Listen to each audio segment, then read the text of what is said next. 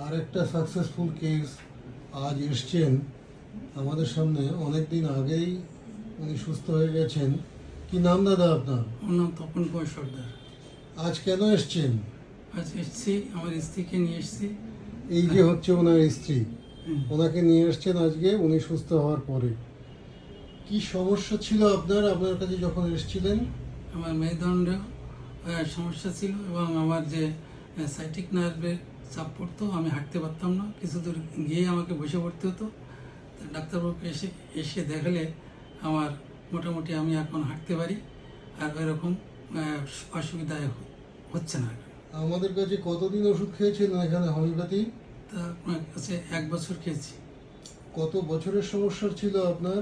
7-8 বছরের সমস্যা ছিল। কোমরে ব্যথা ছিল আর তার সঙ্গে সাইটিকার ব্যথা, তাই তো? হ্যাঁ, তো 7-8 বছরের সমস্যা হোমিওপ্যাথি 1 বছর খেয়ে ঠিক হয়ে গেছে হ্যাঁ, সম্পূর্ণ? মোটামুটি এখন এখন হাঁটা চলার কোনো সমস্যা নেই তো? হ্যাঁ, আপনার বন্ধু তো হেঁটেই এলাম।